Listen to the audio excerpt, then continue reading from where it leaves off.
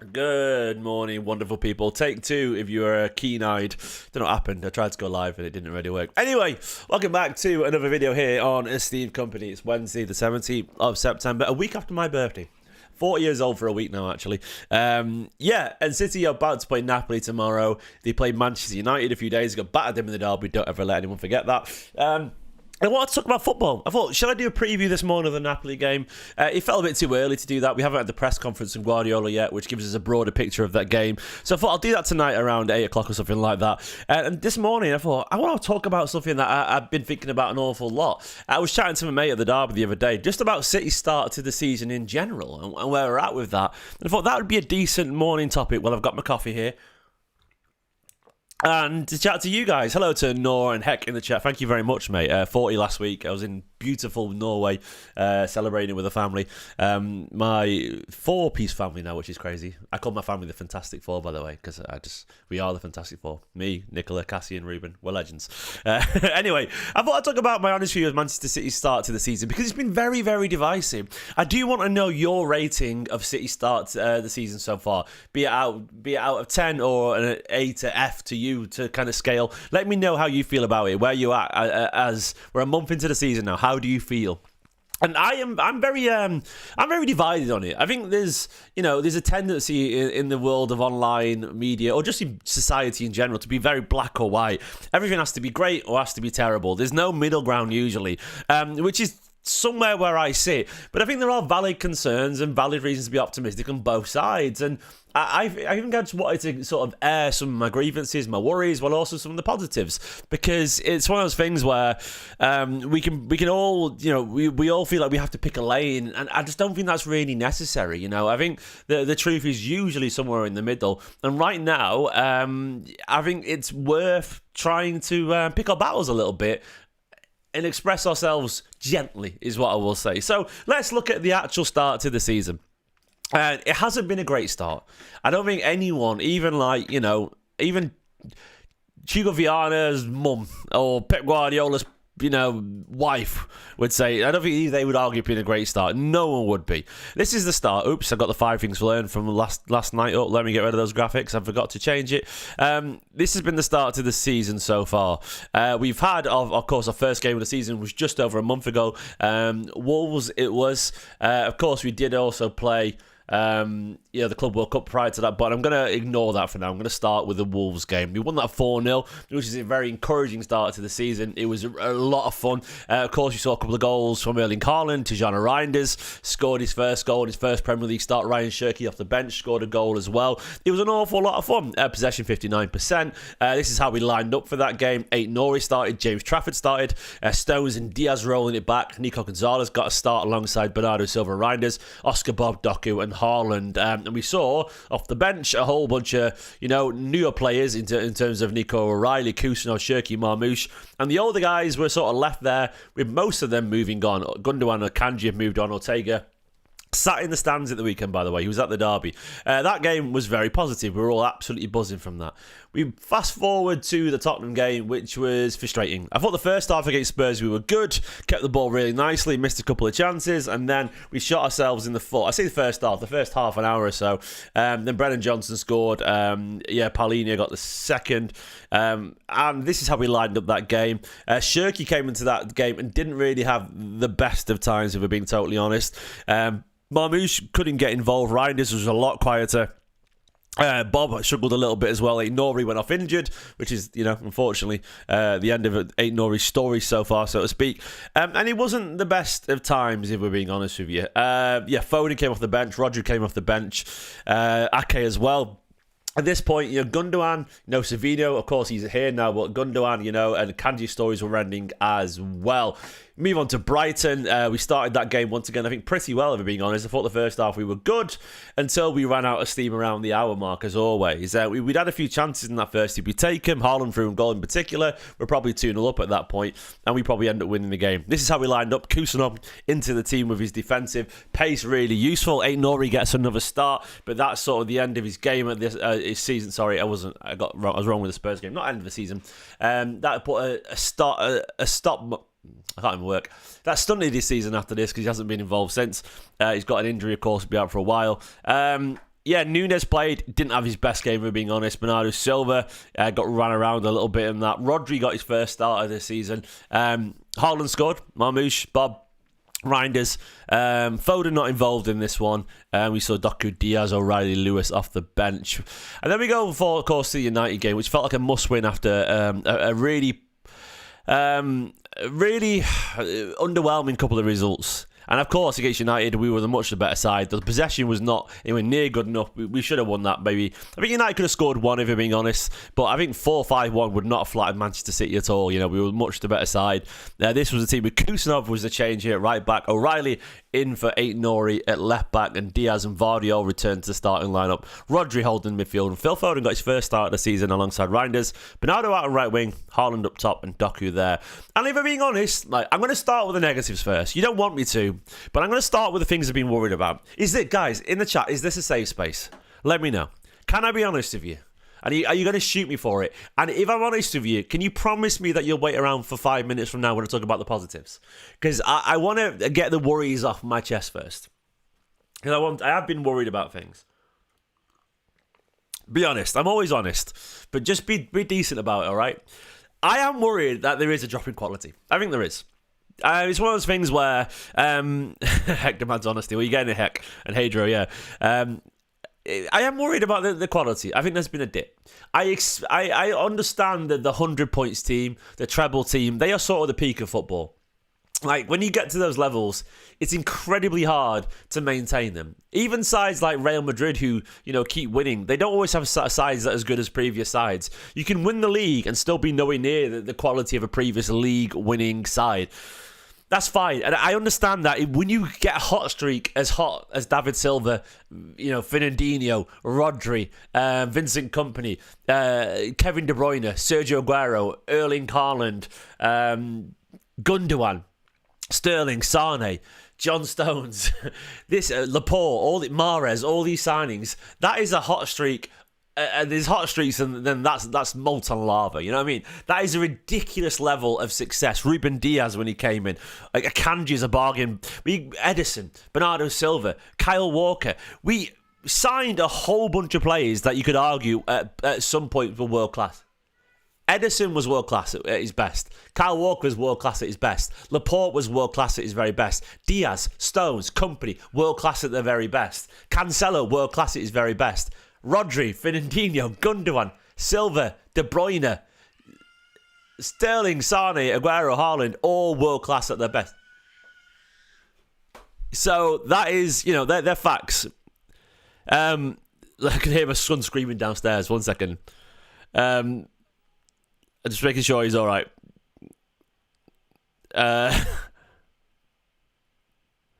I just messaged the wife there. So yeah, all those things are...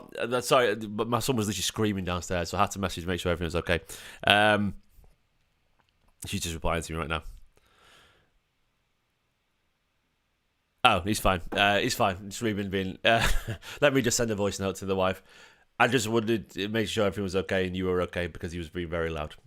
There we go. Everything's all right. Anyway, Ruben disagrees about the drop in quality, absolutely. So he was just being a toddler. But yeah, that was a streak of signings that it felt, impossible to maybe keep up. And I accept that those levels of signings are ridiculous, and we didn't really have a miss for an awful long time. A couple of misses here and there, absolutely. But even people like Nathan Ake, a ridiculous success for £40 million. Of course, we started to make some misses, And even if you go back to the peak years, you'd argue, look, Mendy away from the off-the-pitch stuff, which was horrific. Even his quality as a footballer, if he'd stay fit, might have been a success. It might have been. It ended up being a miss, but he was always injured, so you don't actually know.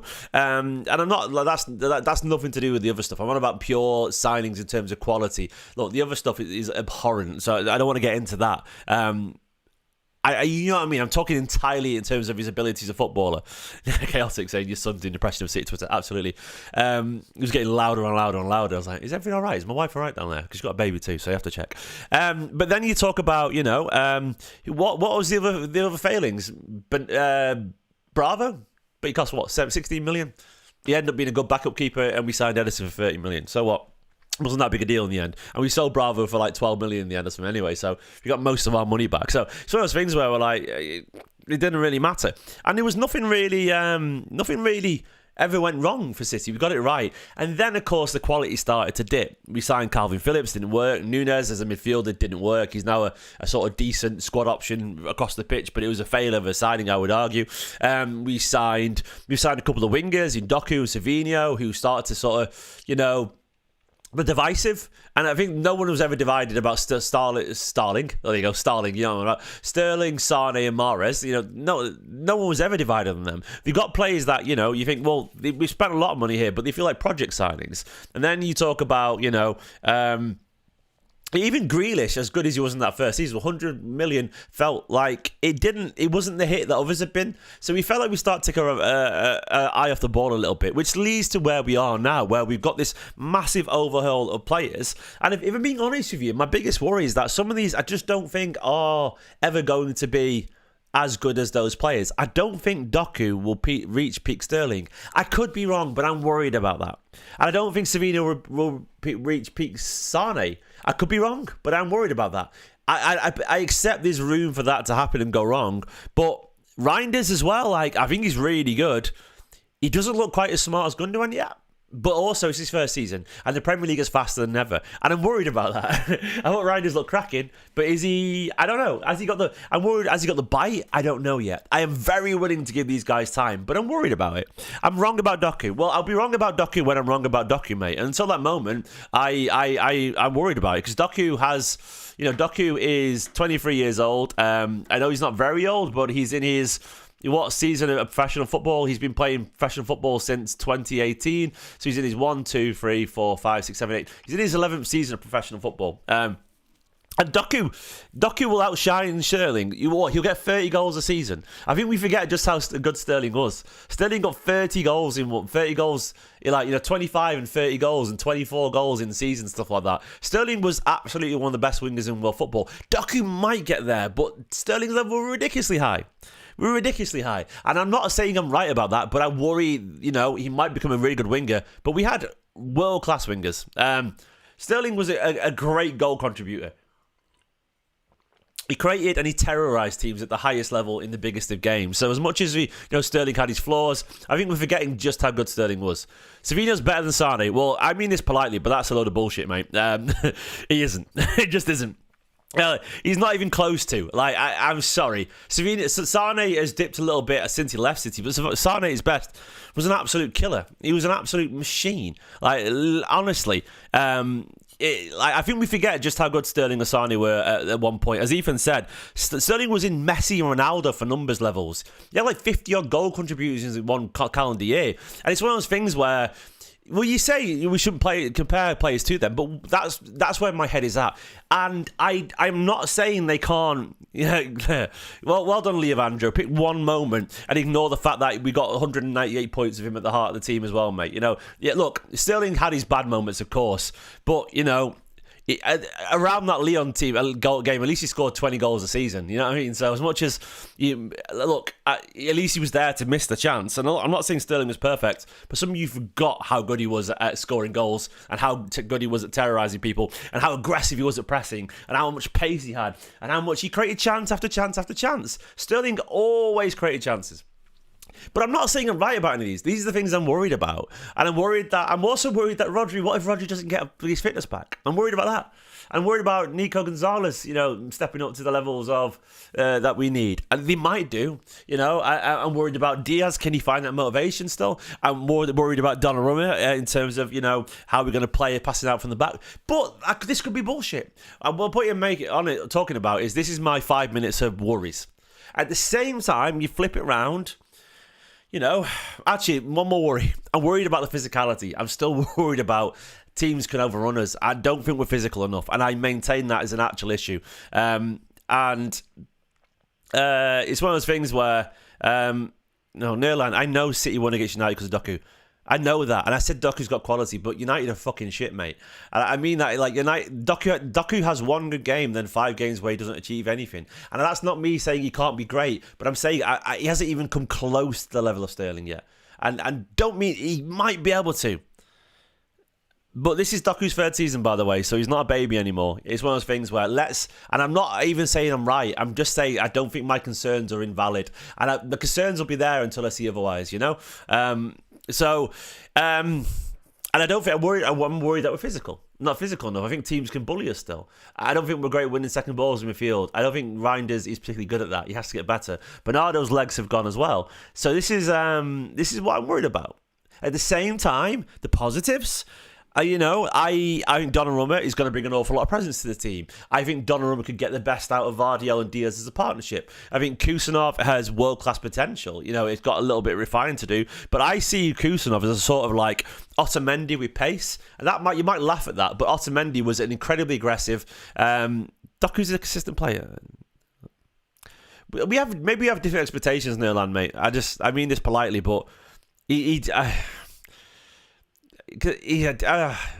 don't even know how to respond to that politely. The politest way to respond is I just disagree. I think Doku has so much talent, but I don't think he always knows what to do with it. Anyway, and I think the positives is that I think we've signed some talented players. I just don't know how far they could go yet, I think Kusanov has a bit of Otamendi to his game. And Otamendi is very best in the 17-18 season, was an incredibly forthright, aggressive, aerial winning machine who was aggressive in the challenge. And it's one of those things where if you can get that level out of Otamendi, the Otamendi level, but with pace, you've got a hell of a centre-back there. Otamendi was really good, by the way, for that season. Otamendi's got a reputation of being reckless. But Otamendi in the 17-18 season when we got 100 points, probably the best centre-back in the league. I'm not even exaggerating. Sorry, a burp there. He really was. He was in the team of the season in the Premier League for a reason. He was fantastic, Otamendi, in that season. And he's a bit of that to Kusanov as well, but with pace. So at that point, point is, by the way, go back to Doku. The fact that we're having this discussion now, and the fact that everyone in the chat disagrees about it, is just proof that I'm right. Like, if you were right, Nerland, that Doku was really consistent and was really impressive all the time, we wouldn't be having these conversations because no one will be talking about it. The fact that he's so divisive, people don't want to be down on a player. They want everyone to do really well. Like, no one is sat here, moaning about Haaland's consistency. They're not, because Haaland does deliver. Apart from a few little mefs who like to moan about everything. But everyone, if Doku was genuinely great and consistent all the time, he'd be starting every week at left wing, and there'd be no doubt about it. Guardiola plays players every week that he thinks are the man. But as it is, he rotates with Marmoush, and he rotates with other people and all that kind of stuff. So that's the fact of it. It's the fact of it is, he hasn't grabbed that shirt and made it his own. Because Guardiola, it's one of those things, Guardiola doesn't think he's deserved it yet. And Guardiola's talked a lot last year about players needing goals and assists. All our wingers are potential. They all have great moments, but it's so divisive for a reason. I think usually, if you step back and the narrative is split on a player, there you go. That tells you everything you need to know. No one's split on Vardiel's ability, are they? No one is split on Vardiel. But why? Because no one doubts Vardiel's quality. No one is split on Haaland, because he's Haaland. No one is split on Rodri, when he's fit, because he's Rodri. That's the point. Doku needs to become our first choice left winger. Hopefully he can do. So, this Discord applications, you missed the start of this video, didn't you? You obviously did. This is not me moaning about it. This is me talking honestly about my concerns and then the positives. So I said this was a safe space for 10 minutes to talk about the negatives, and then I'm going to... Yeah, anyone splitting Haaland, by the way, is just a wanker. If you're splitting Haaland, you're just a wanker. I don't... Not a wanker, you're a child.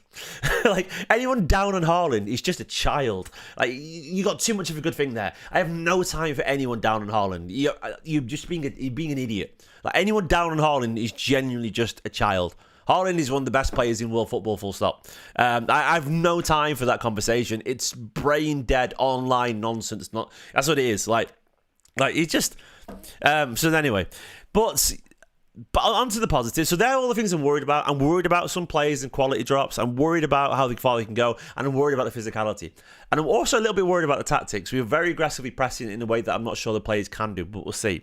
On the positives, I really like the mentality Haaland shows so far this season. Haaland has absolutely stepped up this year as well in terms of leadership. And I see a lot of quality for the new signings. Reinders has obvious quality on the ball. Ait-Nouri has obvious quality on the ball. Shirky as well, majestically talented.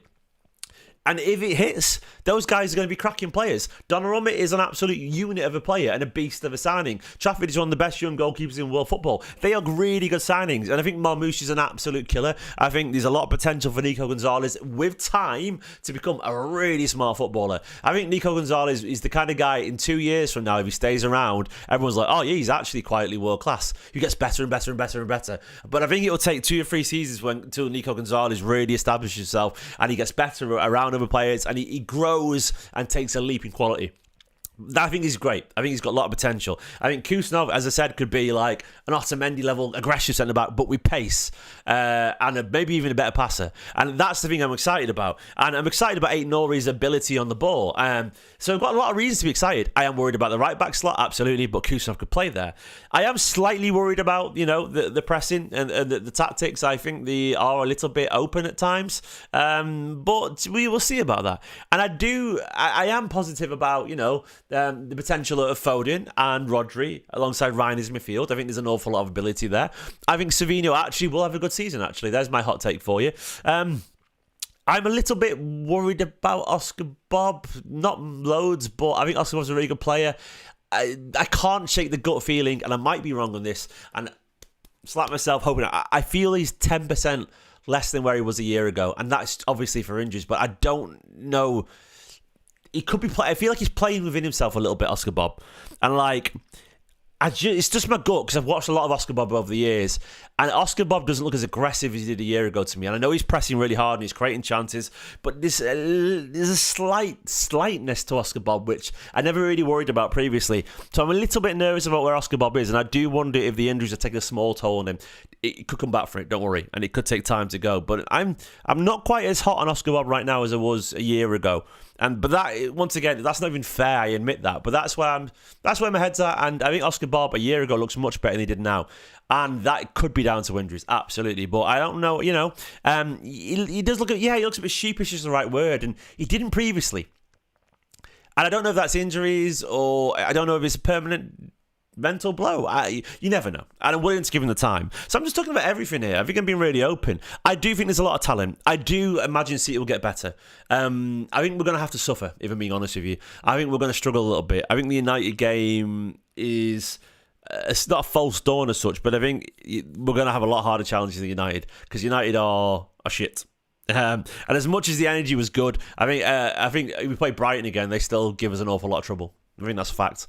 I don't think we're there yet in rhythm. I think we're going to take a lot of time for Reinders to get up to speed, and I think we're going to have to play him through it. I think we're going to have to play Donnarumma through it as well. And Donnarumma, as good as he was the other day, he's going to have some awkward moments with the ball. He is. And when, teams flood the box, and there's going to be some moments. I think Rodri as well looks slow right now.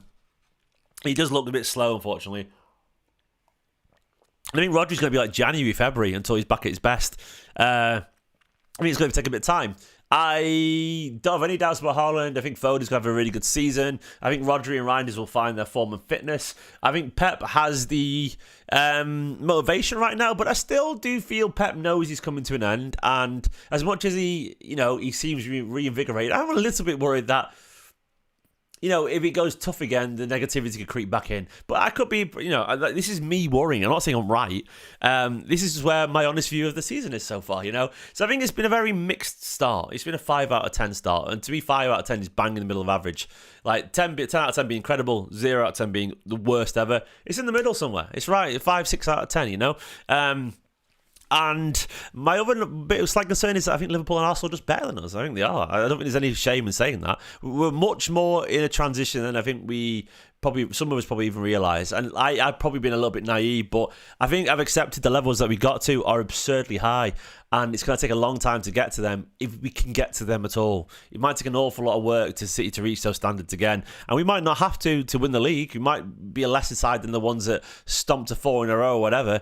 But it's going to be painful a little bit. So, squad to squad, maybe not that much of a gulf. But in terms of experience, fluidity, I think there's a big... I think Arsenal are incredibly solid. I can't listen, but I think Arsenal are the best side in the league, actually. I think Arsenal are... they've got a slight Arteta handicap where he's very cautious defensively. and going forward, he's not that fluid. But Arsenal are so solid. Like, they're ridiculously solid. They are so well organised. And they've added really good signings. And they've got a bit of magic in Eze. Gyökeres is going to score. They're going to be very hard to beat, Discord. Arsenal are not a fun team to watch, but they're going to be really hard to beat. Like, they just don't concede big chances.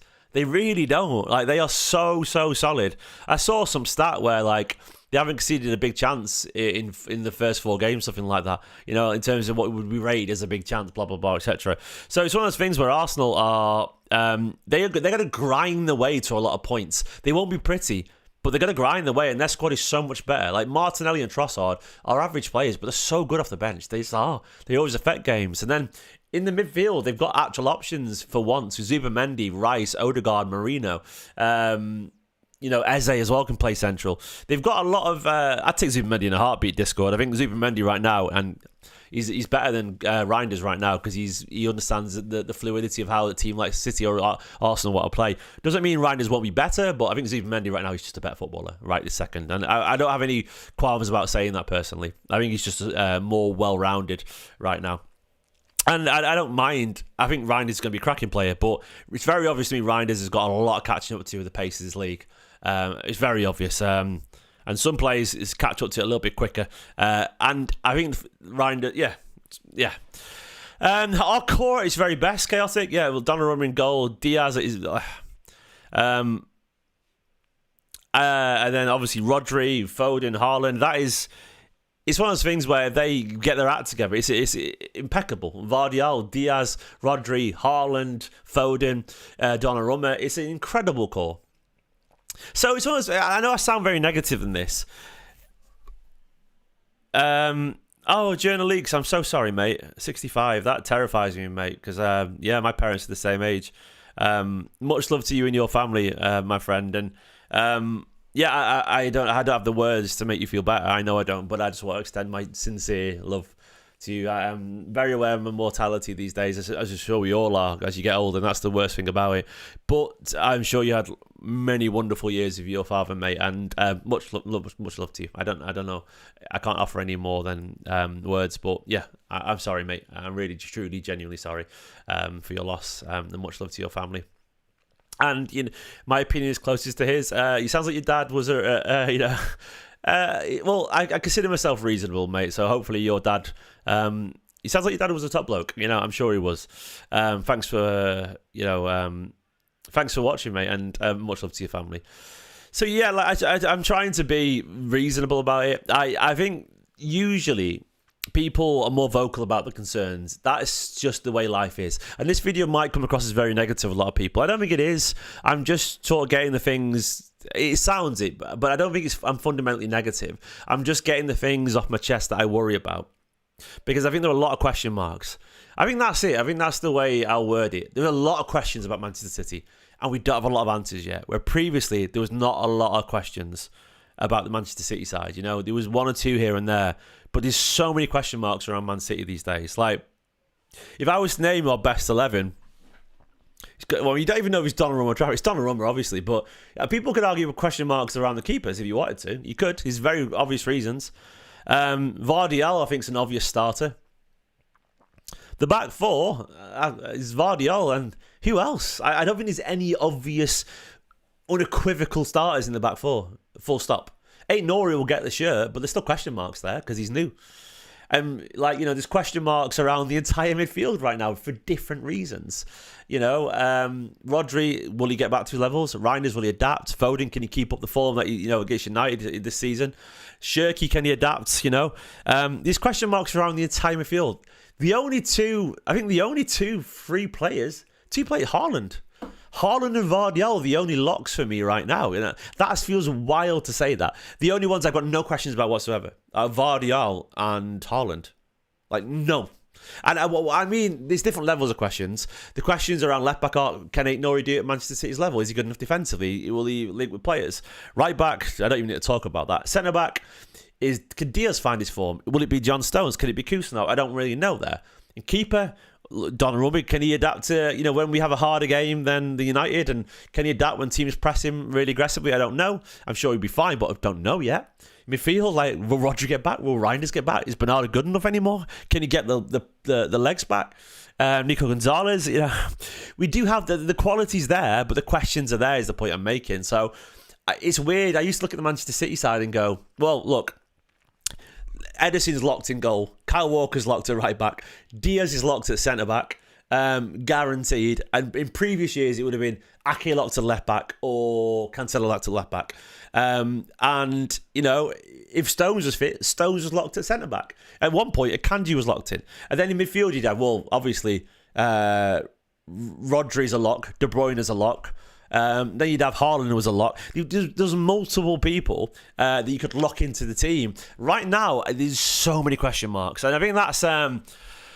I think that's a fair way to summarise it. I think we'd all argue constantly about things, but as always, I would point to the existence of strong arguments around all these players as proof of my reasoning.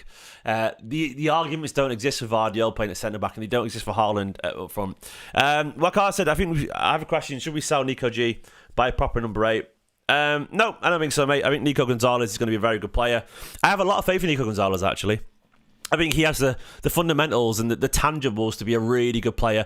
I think it's going to take time, but I think Nico Gonzalez is smart enough, technically good enough, aggressive and physical enough to be a cracking midfield in the Premier League. It's just going to take time. I truly believe that. I've got a lot of I've got a lot of time for Nico Gonzalez. I think there's a lot of ability there, and I think he's intelligent enough. He's going to have to be patient with it. And Strudes Lol said in the chat, Strudes Lol, I think in 2-3 months a lot of these questions will be answered. You're right, absolutely. But I'm just talking about him right now, and I think we will know an awful lot more. I don't know. Shirky looks so much fun. But is he? I don't know. Is he? How will he do in the Premier League? I don't know. The Premier League's more physical than ever, and I hope he will be brilliant. But and I hope Doku and Savinho start to add goals and assists. But I don't know. I can't prove it. I hope Marmoush could find a slot and start banging in goals and become a regular starter. But Shirky isn't weak, no, but the Premier League is fast. It's not about strength, it's about pace. And against Spurs, Shirky could not handle the pace. And obviously, it's only his first start, so that's fine. But I haven't seen proof yet. I don't think he's weak or slow, really. I think it's just pace, It's one of those things where the only way you can get through that and learn is just by games and repetition. So you can do it all you like in training. The training doesn't prepare you for a game because you play against the same players every single week, and you get used to playing against Rodri and so on. But as soon as Balaba's a different kettle of fish entirely, you've got no one like that. When you've got wingers of the quality of the Premier League and Matoma, Semenyo at mid-table clubs. It's ridiculous. It's ridiculous. And then you have to go against these different circumstances, different pitches, different weathers, and different... It's... The actual games catch you out. Practice is not good enough, Nico's fast. I think Nico Gonzalez is pretty fast, actually. So, yeah, I don't think I'm being negative here. I'm just talking about my worries. As I said, I think there are lots of positives. The best case scenario is Shirky becomes a mercurial number 10. Reinders adapts, and Rodri and Reinders becomes this wonderful partnership, and Phil Foden finds his best form, and he just starts to score goals and plays a little bit deeper and looks brilliant. And Doku, one of Doku, Marmoush, and Savinho has a cracking season. Nico Gonzalez has got a good turn of pace, mate, actually. I disagree on that. I don't think he's lightning quick, but I don't think he's slow. I think he's kept up with people pretty well, actually, Nico Gonzalez. I've seen some big, powerful runs where he's stepped past people. So I slightly disagree on that. I'm not saying he's lightning quick, but I don't think he's slow. I don't think he is. I don't think he's Gundogan or Bernardo pace. I think he's faster than both of them. Personally, I think he is. But there's a good chance ait-nouri becomes this wonderfully technical player, and Kusanov locks down a right-back slot for a bit, and we look really solid, and Vardiol alongside Diaz in front of Donnarumma just becomes a really good defence, and ait-nouri can get forward, and, do you want to... This is how I can imagine, by the way. I'll build it for you now. This is how I can imagine the best version of Manchester City in my head. Based off what I've seen so far, I'll build what I think the best version of Manchester City could be right now. I think it could be something like this. So you get your big man, Big Donny in goal, ait-nouri at left back. Say we carry on with this. Diaz and Kusanov at right back. I don't know if he will do. But we say we do that. Then we get Rodri, Reinders, Foden. I'm going to give Doku his credit and give him a chance. It could be Marmoush, I don't know. The Doku Marmoush, Haaland, and let's say... I don't know. So imagine it's this. So these guys are sort of covering back a little bit and they never go forward, which gives your man Foden the chance to up there. It gives Doku and Marmoush a chance to go in, ait-nouri, Rodri, Reinders. And I think there's a chance... I'm going to put Shirky out here. I know he's not a right winger, but I can just semi-imagine these two linking up a little bit and Rodri and Shirky, Reinders and Shirky or something like that. I don't know. I can imagine a good version of something like this working nicely. We'll see. Diaz and Vardiol's more reliable. Yeah, I think Stones would be great, but I think Diaz could get something out of Big D behind him. So, Big D. I don't know who will be on this side. I'm not really sure. It could be Shirky, it could be... But I think Foden's going to get a lock in this role. I think ait-nouri will push forward a little bit. Doku and Marmoush, one of them will shift inside. What if we see Doku on this side? Why not? He was very good in this half space here. I know he created the chances. I'm talking about what I think could happen, JMCFC. So I don't know. We'll see. I'm going to leave it there. I know this might come across as a negative video to you guys. It's not. I think the starters have got a lot of questions. I have a lot of ability, a lot of faith in the ability of these players, but I don't think it's unfair to also question the questions, because the questions are there. We will see tomorrow. I'll be live later on tonight for the City Napoli preview. I'm going to go out now and try and avoid the rain somehow and then be with my family. But I think this is a safe space to get your rants, you get all the rants off your chest. I think we've got a really good squad, but I think there are question marks over more than half of the squad because that's where we're at. And I think City would say the same. I think they would. By the way, actually, the last thing I want to talk about actually is there's some quotes from Hugo Viana. Let's go to those quotes. Hugo Viana was talking a lot about City so far. He said...